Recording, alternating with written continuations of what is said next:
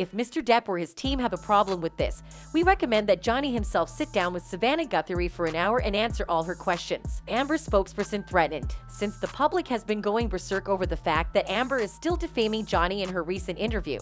Her spokesman said that if anyone has a problem, they should ask Johnny to do an interview himself. Why is Amber and her team so hellbound to have Johnny speak up in the media, when she was the one who had asked him to leave her alone and move on with his life? So far, that's what Johnny has been doing, living his life. He thanked his fans for their support, and that was it. Immediately after the verdict had been announced, where the jury had found Amber guilty of all the 3 charges against her, and they had asked her to pay Johnny $10 million for defaming him and $5 million for impunity charges. Elaine, Amber's attorney, appeared on multiple shows claiming that the judge in Virginia had been biased and that she had allowed Johnny's counsel to present more evidence than her counsel. You know, Amber had an enormous amount of evidence, although a lot of it was suppressed in this case as opposed to the UK. She claimed that the judge in the UK had been more fair and that's why they won.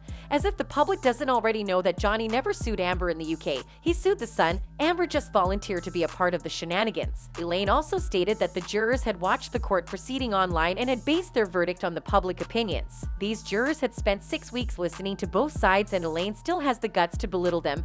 Very unprofessional. When Johnny's team went on this show, they did not blame anyone, and they were quite grateful and thankful that finally, after 6 years, Johnny has found peace. He was over the moon. It was like the weight of the world had been taken off his shoulders, and I feel that finally, after 6 years, he's gotten his life back. When Amber noticed that things were starting to cool down and she wasn't trending as much, she decided to personally do an interview where she still blamed Johnny and didn't own up to anything. Savannah Gutherie asked her whether she blamed the jury, and she replied that she didn't, because who could blame the jury when they had sat in their chairs for 3 weeks, listening to Johnny's paid employees and some randos, all who were claiming that Amber was a non-credible person. But had not the jury also sat down for another 3 weeks, listening to Amber's paid professionals and recordings of lost friends, all claiming that Johnny was a monster? Amber even claimed that she didn't write that op-ed because of Johnny, but because it was the peak of the Me Too movement, and she was lending her voice to the people who needed it. It's like she keeps forgetting that whatever she says in the media will always come up.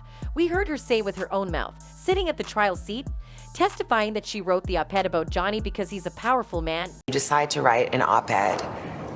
Why did you do that? Because the op-ed wasn't about my relationship with Johnny. I know how many people will come out and say whatever for him.